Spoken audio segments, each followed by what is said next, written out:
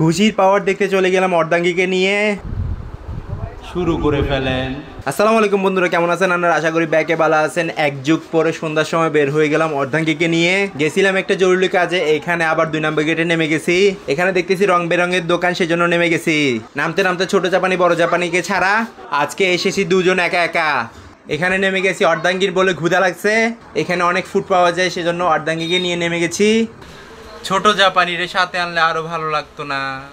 ছোট জাপানি বড় জাপানি পিচ্চি জাপানি সবাই আছে বাসায়, আমরা দুজন চলে আসি একা একা। এদিকে অর্ধাঙ্গীর নাকি ক্ষুধা লাগছে তাড়াতাড়ি, সেজন্য তাড়াতাড়ি অর্ডার করে ফেললাম লুচি আর চিকেন কারি। এটা খেতে খেতে সামনের দিকে সময় আগাচ্ছে।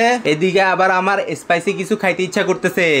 স্পাইসি বলতে ব্যাপারটা হচ্ছে ঝাল। মিথ্যা কথা, আমি বিশ্বাস করি না। বিশ্বাস আপনাকে করতে হবে। চনা মুড়ি খেয়েছি, অনেক ঝাল লেগেছে, সেজন্য আমি ক্যামেরা নিয়ে দৌড়াতে দৌড়াতে সামনে আগাচ্ছি। এইদিকে আবার বিপ্লব উদ্যানের মাঠে চলে আসছি। মাঠে চলে এসে নিজেকে ঘুরে ঘুরে ভিডিও করে নিয়েছি অনেক আনন্দ করে। ইনশাল্লাহ আল্লাহর রহমতে হাসিখুশি জীবনে কষ্টদায়ক বেদনা, সেজন্য সামনে আগাই না। আগাইতে আগাইতে সামনের দিকে যাইতেছিলাম, ঝাল লেগে গেছিল, সেটা মনে পড়ে গেছিল। বিপ্লব উদ্যানে এসেছি, এখানে কি মালাই চা না খেয়ে চলে যাব? সেজন্য দৌড়াইতে দৌড়াইতে ক্যামেরাটা ঘুরাইতে ঘুরাইতে যাইতেছিলাম সামনের দিকে, কোথায় মালাই চা খাওয়া যায়। মালাই চা খাওয়ার জন্য ফেভারিট আমার অর্ধাঙ্গীর। এমনিতে আমি চা খাই না, শুধু মালাই চা খাই। একথা বলতে বলতে ছন্দ মিলাইতে মিলাইতে ব্লগের দিকে আগাই। অং বং ভালো জানে। অংবং করতে করতে দুজনে মালা চা খেতে খেতে বসে বসে আর সময় পার হইতেছিল না, সেজন্য সামনের দিকে হাঁটতে হাঁটতে দারুণ করে মালা চা খাইতেছিলাম দুইজনে মিলে।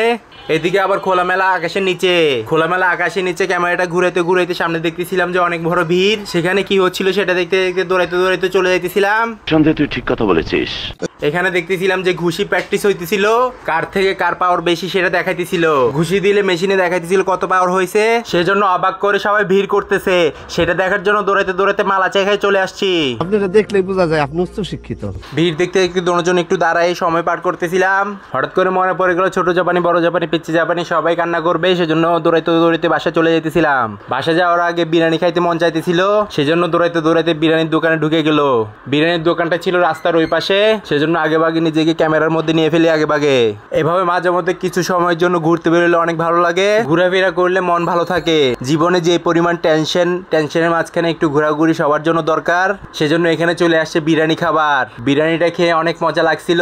এদিকে আমার অর্ধাঙ্গী হাসতেছিল। কি বলেন? কি আর বলবো কথা, এখন বাসায় চলে যাওয়ার পালা। সেজন্য দুজনে মিলে রিক্সায় চড়ে চলে যাচ্ছি বাসার দিকে। দেখা হবে ইনশাল্লাহ অন্য কোনো ব্লগে দেখার জন্য চ্যানেলটা সাবস্ক্রাইব করতে হবে এবং ফেসবুক পেজটা অবশ্যই ফলো দিতে হবে। টাটা বাই বাই, আমি এখন চলে যাই।